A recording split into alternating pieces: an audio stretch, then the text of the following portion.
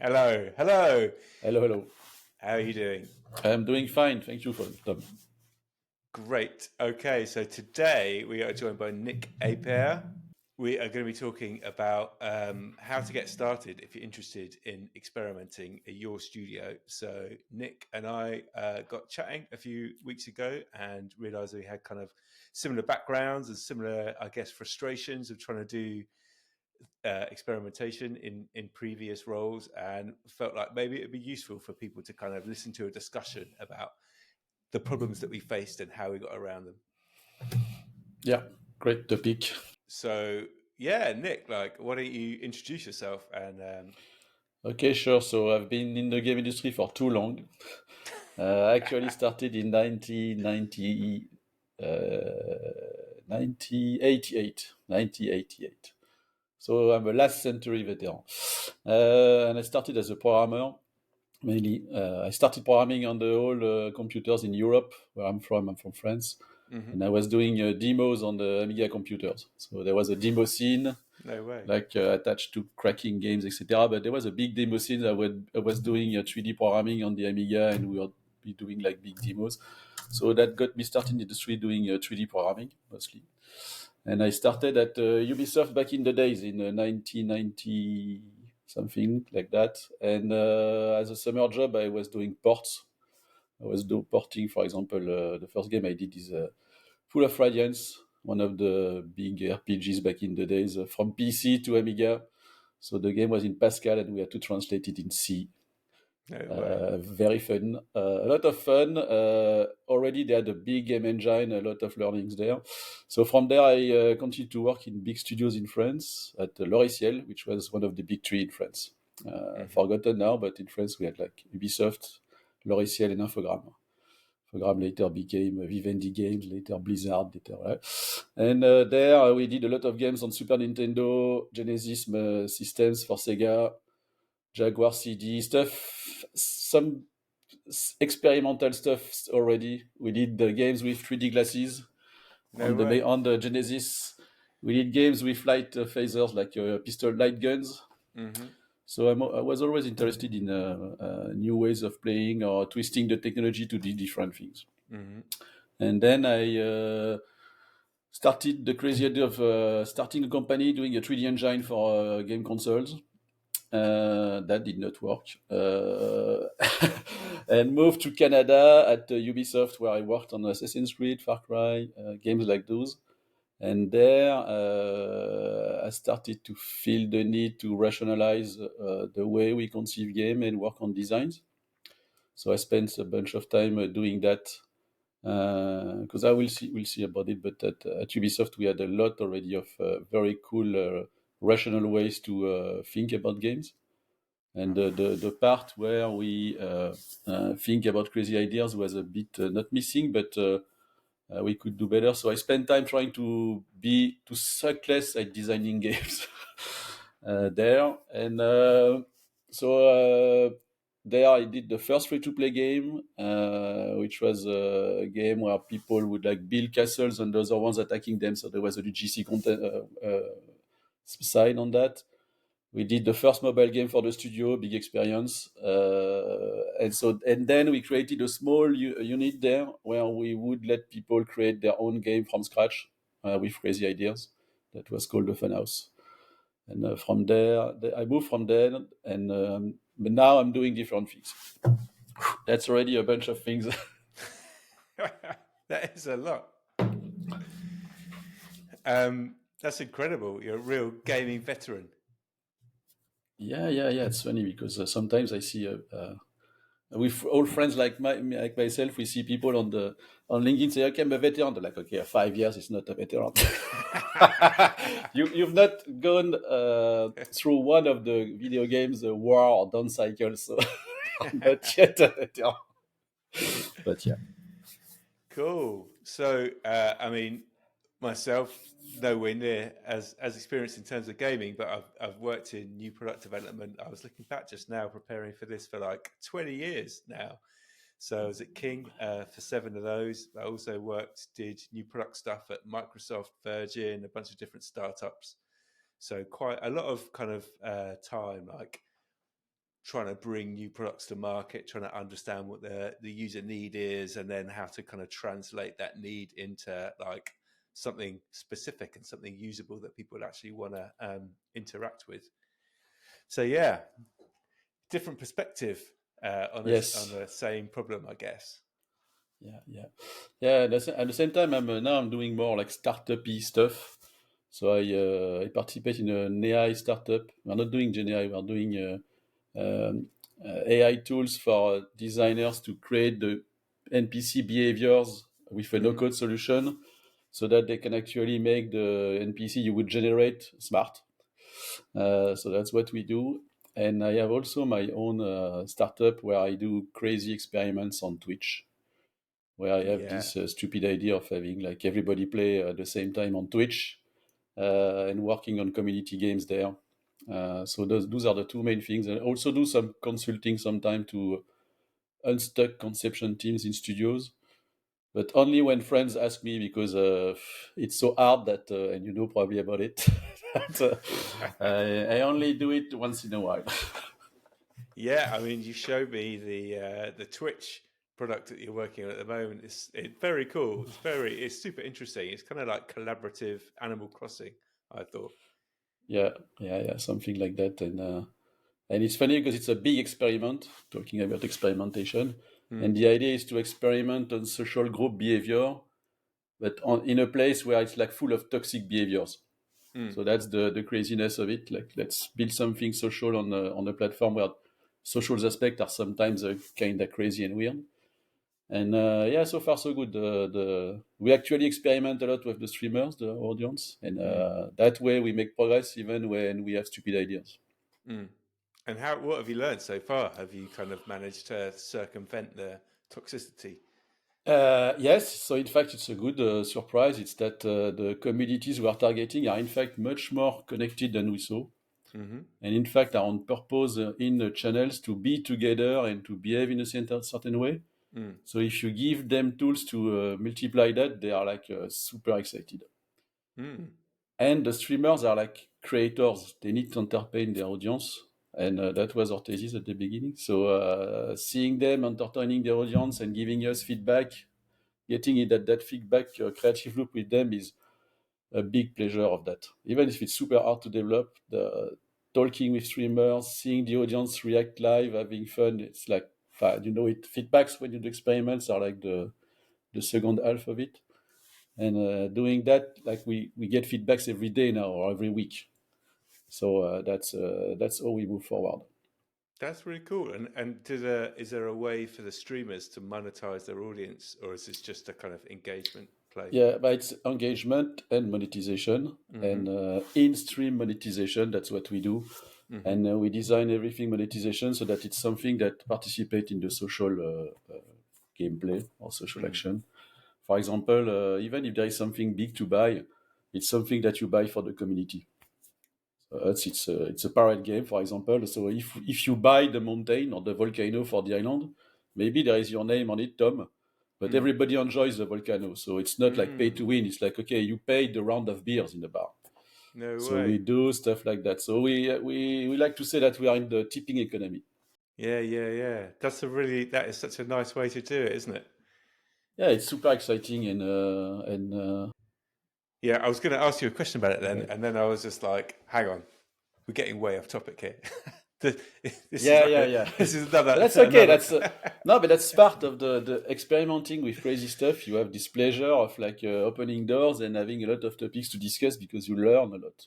Mm. Okay, so we thought that it would be good, kind of to start with a bit of almost like a venting session of all the things that can make it hard to do experimentation and innovation in a big company. And I know, so I kind of spent thinking about it beforehand. I think came up with a bunch of different things, but actually the main thing that I thought, well, the biggest problem which I came up with is almost like the law of the game, as in like the inherited and kind of like incremented understanding of what works and what people like and what people don't like in a game. Because I think having kind of the various game teams that we've spoken to, we've found that. often there can be a real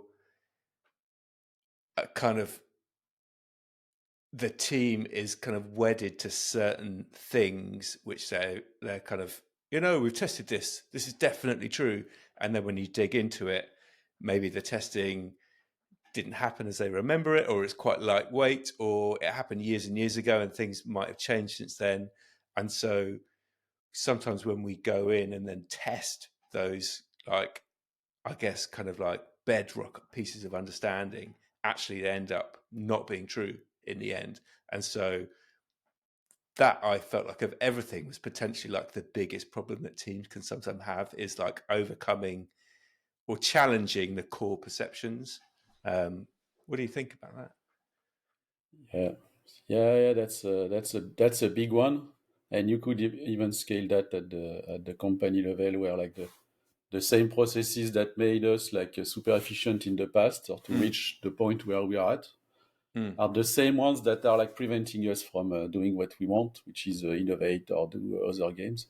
I mean, it's nothing new. It's been documented by Clayton Christensen in the books like Innovator Dilemma, Innovator Solution.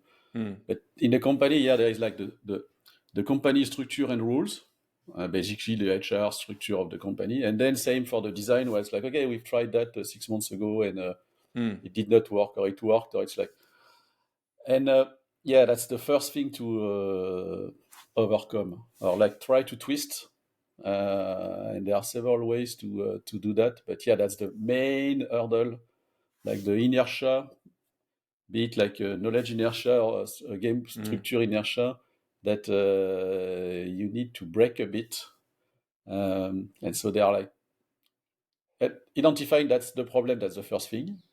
And if you can talk to the person in charge, which is the CEO, that's the best way to do it. If you listen to Christensen, because that's the only person that can bend the processes. Apart from that, it's probably about identifying also the persons in the company that think differently. And in big companies, one of the big mistakes I saw several times, and I read a lot in books about, is like creating a incubator or like a new games unit or something like that, and promoting, which is already bad, but promoting persons from like the big successful franchises to that. And that's the first big mistake, because the profiles you need are not probably those persons. And alone saying this is a promotion, it's a big mistake, because this might be the end of their career first, because you will probably fail. And so you won't get the most excited persons or the best ones. And plus, those are often specialists. Like, they might be the specialist of whatever game is successful at the company.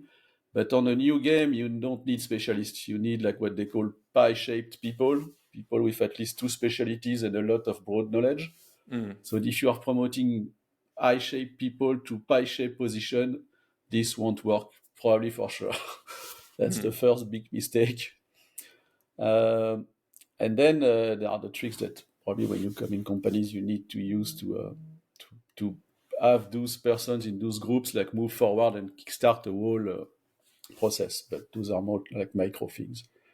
And that's why when you read a lot about innovation or like experimentation in big companies, like doing that internally is probably a bad idea. Probably some companies manage to do it, but from the literature, it seems like a very bad idea.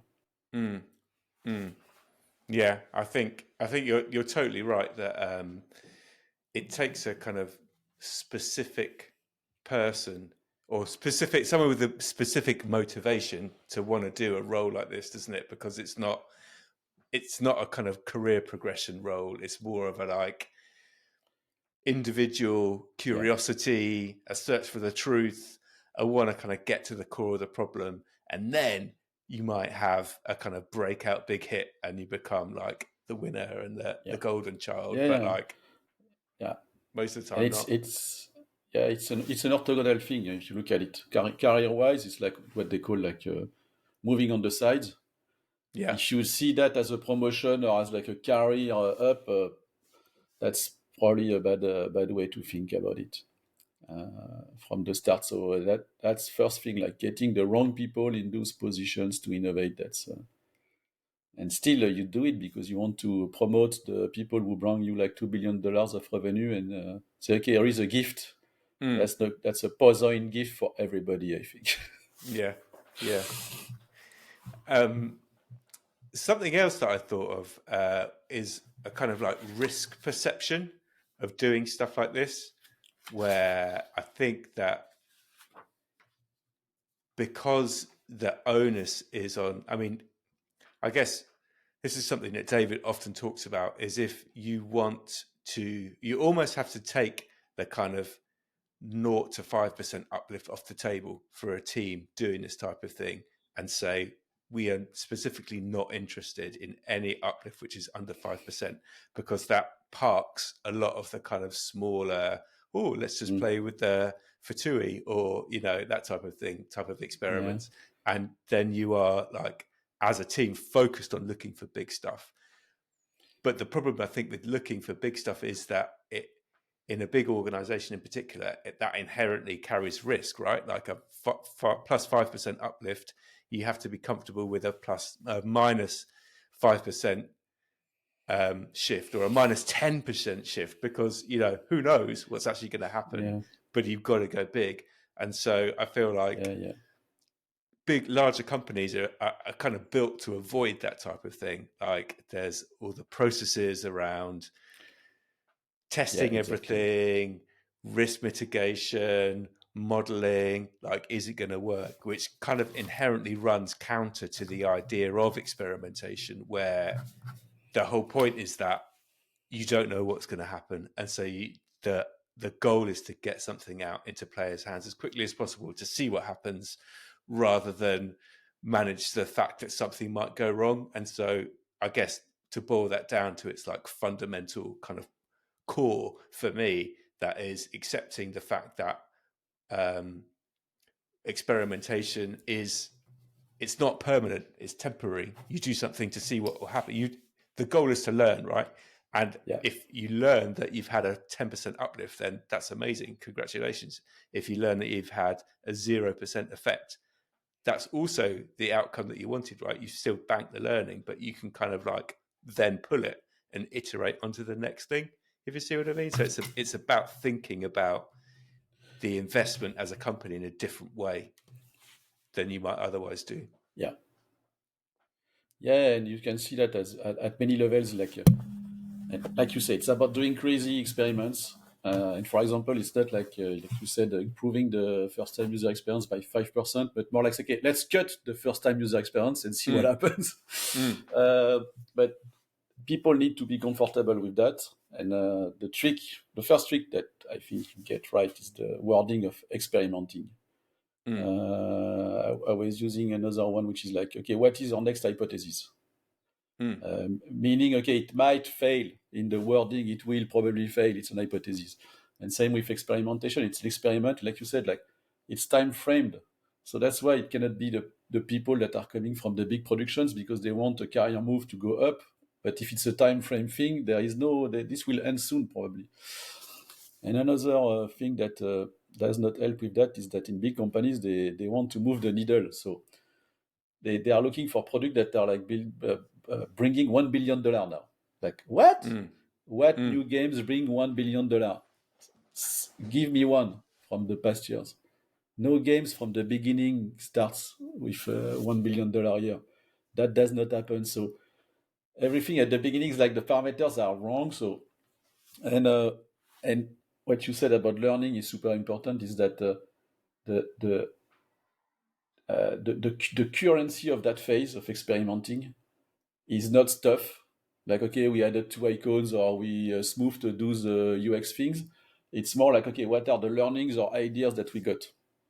And as soon as you start to think in terms of, okay, the currency of that activity is learnings and discoveries and ideas, Mm. maybe suddenly you are changing the mindset of the teams, where it's like not about producing stuff for screens or like monsters or adding stuff most often, and like closing Jiras. Mm. Uh, those teams probably should not have Jiras, but that's another topic. And I guess the other thing that I was thinking about was bureaucracy. Wow, when certainly at King, that was the thing which ultimately kind of paid for my time trying to do. I was lucky enough to be on the innovation part of the innovation team, so I was kind of like given a free rein almost to try and kind of find growth from some unexpected places, and I managed to get a couple of big things away, which was cool, but and some other things which was super exciting just got completely ensnared in like the internal processes of the company, stuck with legal, stuck with other teams. Yes, And so, legal. wow, yeah, I know. It's just like, as much as I was aware, like, I need to try and keep out of this kind of process. Like, sometimes it's just super difficult to do. And so, Yeah, yeah, that can be another problem, I think. yeah. Legal is a good example because in a bunch of companies I've been with, like legal was always saying no, and in Mm, fact, no, I remember it. Uh, I saw a conference somewhere where they had a company where the legal default answer must be yes, else they need to document their no, so that they actually need to do work and justify the no instead of nice. starting with no. And I Yeah. remember a company doing that. I don't know where, but say, okay, legal by default, it's yes. You will need to defend your no, so that teams are more free of trying crazy stuff. Because I Mm, experienced it like 2 years ago. Same, we are doing crazy stuff in a company on IAR stuff with a Japanese subsidiary, something like that, and we are surrounded by no people. Like, no, no, we can do that. What? So that's one thing. And I was thinking about something else, but yeah, the structure. That's why in Christiansen's book he says that it's the job of the CEO to bend the structure, because the structure is basically the rules of the company, the game design of the company, and a lot of employees are gaming the game. mm, Okay, with Gap game design, how do I make the highest point in my career? How do I make the most money? They are min-maxing like you do in World of Warcraft. You are trying to mm, min-max the system. So it's the job of the only person that can do that, and most of the time it's in the C-suite that they should like do stuff on the side to create those opportunities, because the company by itself that needs to, for example, if it's a public company, to publish numbers, will stay on course to publish numbers. They won't publish exactly. ideas because ideas are not sold on the stock market. So it's up to the CEOs to do that. At Ubisoft, there were many places where there was space for innovation or like experimentation. It was coming from the top. Like it could Mm, be money somewhere. It could be some person who say, "Okay, I trust them. Give them 6 months of time somewhere." Also, and uh, mm, and if you and even if you look at the history of video games, a lot of games were created by people who were on the side or at night alone, without the mm, pressure of the company to invent breakthrough games.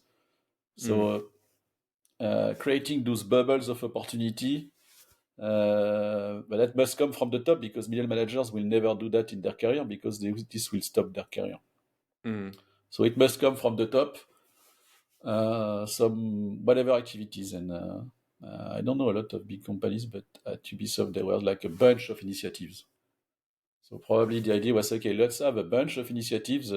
Probably some people will do stuff in those initiatives, and the people who are interested will like experiment on the ideas there. Mm. So if you were not C-suite, if you were somebody at a games company now who was like, I really want to start experimenting, what would your strategy be? What would your approach be?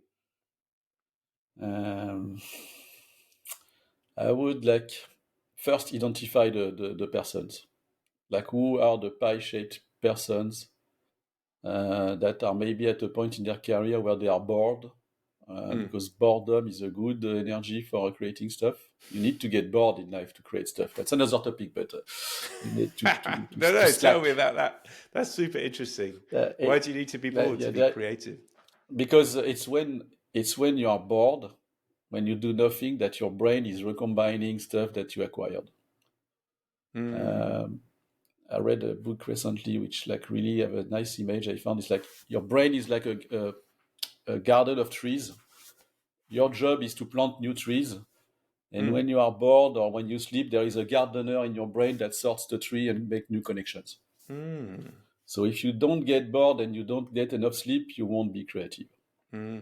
That's quite That's interesting. I just definitely find that when I do, I really enjoy running. And also when I worked in town, I used to walk to work, and it was just a really nice time where I had nothing. There was no emails, no Slack, no social media, just like my brain. And it is quite boring, like, because you're not yeah, going that fast. But also found in those periods, like quite often I would have some kind of crazy idea.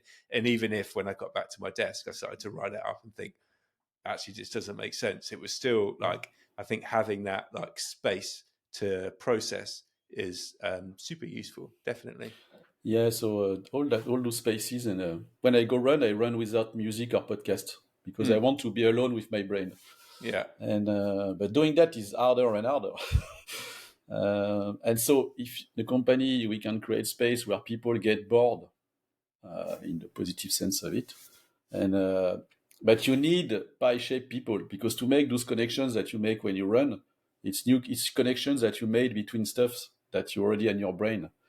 So you need those knowledges that become adjacent in your brain and suddenly make a connection that was not made.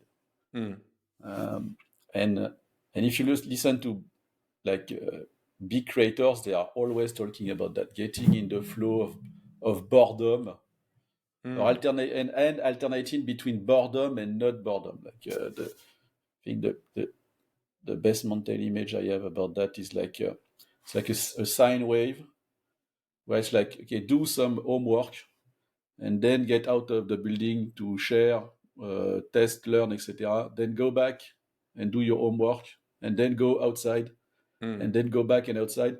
And the faster you can do that, the more you're experimenting. mm, And it's the mm, same kind of curve and frequency than the flow concept, you know. All mm. those things, they connect together. If you read, there is John Cleese from the Monty Python who wrote an excellent book about creativity. Super interesting. And you Oh can yeah. connect that to flow from Mihaly Csikszentmihalyi. Mm, All those things are like, okay, boredom, activity, boredom, activity, boredom, activity. And if you get into that flow, whatever the means, then suddenly you are experimenting with crazy stuff because you feel that everything you experiment, be it a small one or a big one, that you get feedback fast. So mm, you learn fast. So mm, you can test something else. You know, it's the loop of the hypothesis, build, measure, learn loop. mm, And the hypothesis, when you experiment, that's the experiment. Okay, what is our current hypothesis? How we can build the cheapest version of whatever we are doing to test that hypothesis, measure with real players or in the real market, and learn. That's the important step because from the mm, learning, then you can be creative. It's okay. We learned that, we saw about that, and so with the idea plus the learning, okay, that's the new idea, and mm, then continue that. But you need to be super cheap. So it does mm. not work for people who are looking for money, for example, because there is a cheapness aspect of it.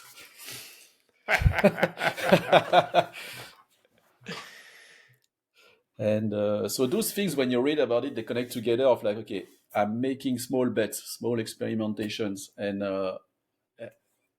lean and focus. That's why the lean startup thing with the customer development thing from the Silicon Valley are very interesting for that because that's the explanation of that also. Like the famous quote from Steve Blank, like, get out of the fucking building.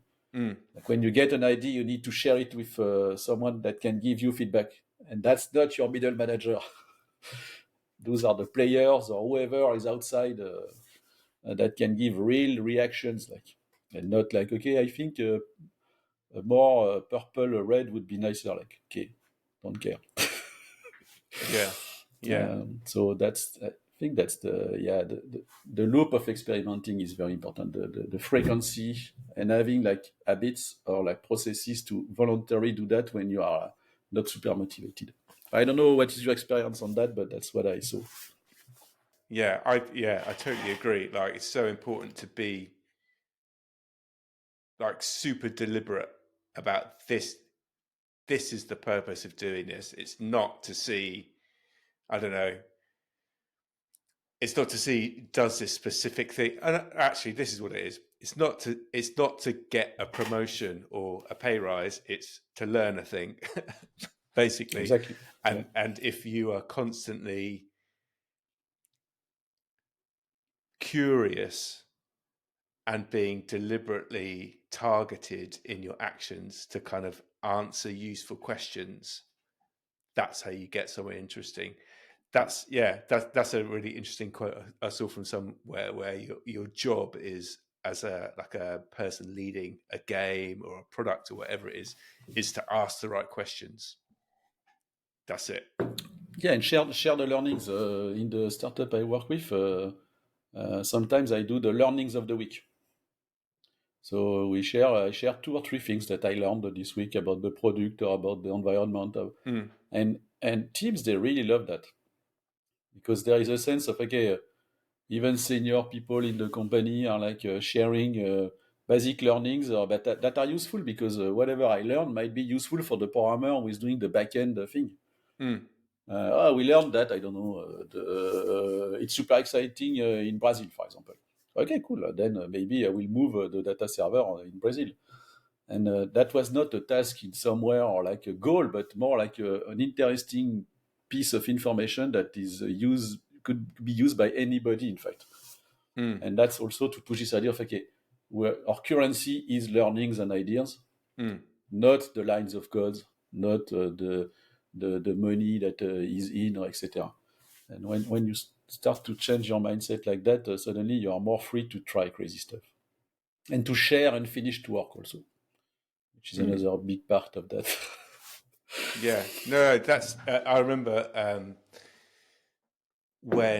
so back in the day, at the very kind of inception of the first experimentation group at King, we did this project with an external agency who were kind of super well renowned, and one of their recommendations at the end was like, you need to find a way to get all these ideas down, because ideas, like, at the moment you're swimming in them, but they're the hardest things to come by, good ideas. And so being able to kind of have some way to, like, I guess, kind of channel all the creativity and kind of insightful suggestions from the business into something which became the experimentation group is almost like the first step of the process, where you're like almost like democratizing amongst an organization all the good thoughts and all the good ideas that people have got as the start point.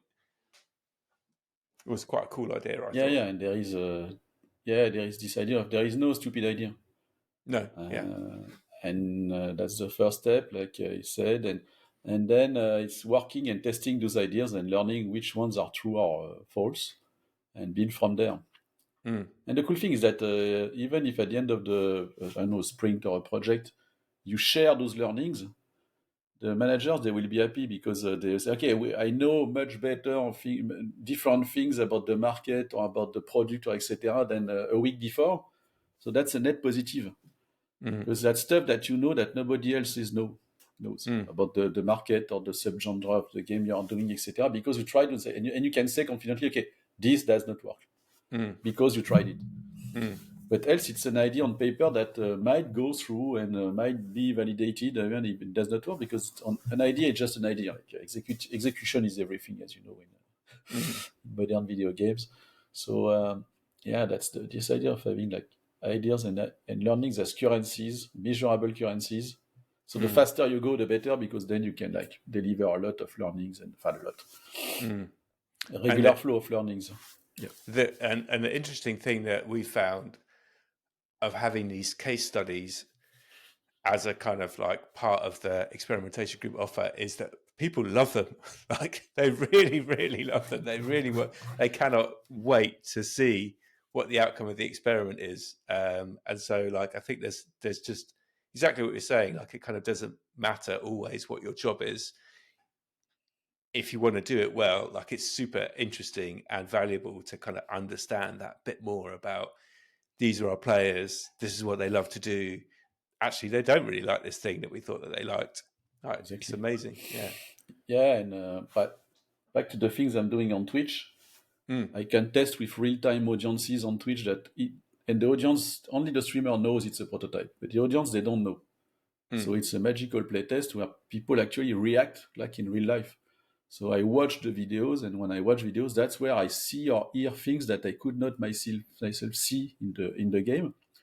And for 1 hour of stream, I get at least two or three either things to fix easily or things to think about because they Mm. said something. But you need to be there to, in startup they call that the concierging the idea, like doing the whole pass with the customer Mm. up to the point where you get the reactions. And because there you get real learnings. Okay, I saw someone doing that, and I heard someone doing etc.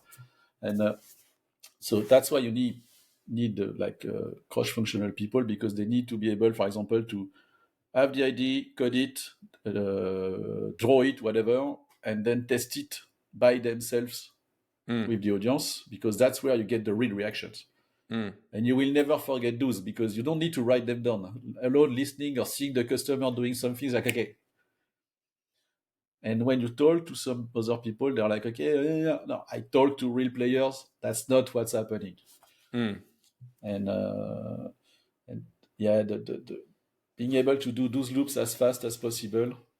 I think speed is very important. Like if you start an experiment and say, okay, it's for like in 6 months, I don't think it's a good starting point. No. Yeah. 100%.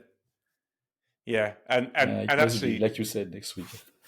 going out to speak to people is such a low barrier thing to do. It's so easy. I mean, you can Yeah. literally just go on, especially working in gaming, right? Like at the beginning of my career, I used to do research on bread. What else did I do? I don't know. Bread's a good enough example. It's so boring. People don't want to do a survey on bread, Yeah. but you've got a game. Who wouldn't want to do that? So you can literally like walk out the building or grab your customer list and send out a survey and set up a Google Meet like interview. Yeah. So easy. You don't always need an incentive. Definitely what we found or found at King, where we set up a community there. The big driver there for people was just being on the inside, if you see what I mean. They love the game so much that being able to uh, have a view of the stuff that we were building, like what was going to be launched next, and speak to the actual game devs and the games team was just like mind blowing, better than any financial incentive for sure. And so, yeah, that type of Yeah. stuff is obviously, as you know, that's for free. That comes with it. And so, yeah, definitely That's for easy. free, and plus it's super good energy, because even if I don't know, that day you did not cut something or did not produce a document or something, you sleep better because you learn something that is true, or at least Mm, that's a data point. And so you are progressing and building a stack of information and stack of knowledge, and every day you are like a step in front of people not doing it, because you know stuff. mm, mm, I know that streamers don't like that. I know that viewers really enjoy that. That stuff I know that nobody else is know. And like mm, you said, with the modern means, I mean, it's special the thing I do on Twitch, but on Twitch I have like 100 people at the same time, and I pay very little money because they want to try the game. mm, So I don't need to pay 10Ks or 100Ks for like a full playtest like we see in big companies internally, where incentives, in fact, they bend a bit the answers. Like as there, nobody gets paid. Like the reactions are real reactions. Like people mm, really want to help you and give real reactions. And when you tell them, okay, you can't hurt our feelings, say whatever you want, we take mm, everything. You get so much information. mm, So and like you said, with the modern means, like on mobile, you can do A/B testing easily. You can like take 1% of your players and say, okay, for those ones we send them a crazy version. Uh, on Twitch, I pick different streamers. For example, it's easy for me to pick different streamers so that I get different angles, and the money spent to do that is super small, and the learnings are huge. mm, And so that means that the experiments can be super big and crazy, because nobody will be lost. No, there is no money involved there. mm, Very little money. So Yes, removing the money from the equation is maybe more than I think about it, more important than and thinking about learning. Modern wind, like if you look at Steam, the big change, the big revolution in game development is that anybody at home can have their Steam page, and when they do early access, that's basically what we just said that they are doing. They are constantly interacting with their community, and so when they launch, they know exactly, there is no launch date, they know exactly where they're at. Because they know the community, they fine-tune all the first-time user experience for like months and months and maybe years. If you look at Vampire Survivor, for example, those guys are like that. It's like a team of 3, probably maybe 10 with extras, and they managed to have the best-selling game on Steam with that methodology of always being with their customers. And if you look at the graphics, nobody would have financed such a game. Stuff that I do personally, for example, to experiment, even when I'm producing a version, is that on my Kanban management system, which is not in Jira, just a sheet of paper on Miro, I have several lines. And I have a line for bugs. I have a line for improvements, but I have also an experimentation line. So that the big experiments that we really want to do, we always see them so that we don't get drawn into the improvements and the bugs. So that every Monday or every 3 days when I speak with my friend producer, we're like, okay, by the way, what is the current big experimentation that we want to progress on? Yeah, that was that idea of having this bucket of bits that are shared, etc. Okay, that's the thing we need to experiment. We don't know if it will be interesting or not, and so I keep that inside. And having like they call that a whip constraint Kanban format, but there is a line which is experimentation. And so that's why when I saw your website and your podcast, I was like, oh, those are friends. And so that's a trick to not forget about, okay, yes, improve, but also do crazy stuff. So that I separate my week into, okay, today I'm working on the crazy stuff on purpose because that's something we decided to do. So that can be a trick. That's quite interesting. So do you have like a day where you're like, today is my experiment day, and then you like focus on that, or like how does it work? Interesting. I don't do that like that because we are very small and I'm very nimble. But in the last company I worked with, we had a day once a month or once 2 weeks, like a bit the Google Day, where you could work on crazy projects with other team members. And in the end, it worked quite well in the end. I know that at Google it did not work, from what I read about it. But the fact that the CEO of that branch of the company, which was the innovation department, said, okay, there is even 1 week, 1 day or 2 days, well, whatever, sometimes per month where you can actually work on crazy stuff that is even crazier than the crazy stuff that we are doing. It kind of worked. We did 2 small games for 360 screens with a friend. So we did a collaborative game for a 360 screen, which was kind of really difficult. But so, yes, the fact that there is an artifact somewhere, either in your Kanban or in your week. So, okay. But the thing with there is a day to do crazy stuff. There is also an issue is that it's impossible to say Friday we will be creative. So that's the problem, is that when I see meetings like, okay, Wednesday morning, there are 2 hours of brainstorm to be creative, I'm like, okay, first mistake. Because you never know when you will be creative in life. It might be when you are running. It might be that your time of day, or the way your body work is different than mine. And maybe you are good in the morning, I'm good in the afternoon. So a meeting at night together to be creative probably won't create anything interesting. So that's why keeping the insight that you want to work on some important stuff, so that when you have quality time in your brain, focus on that first. I think that's the trick there, more That than makes maybe sense. having a day. Yeah. But I'm not a specialist of the brain, but and then what else? I had some tons of notes. And yeah, often people, I don't know about you, but they ask me about like where inspiration is coming from. And so there is this controlling your body to deliver the good drugs, either going swimming or running, that you get when you get a drop of endorphin and suddenly think about crazy stuff. But you need to feed the brain, so can come from everywhere. And the more we read or do stuff that is orthogonal to what we do, the more we do new connections, I think.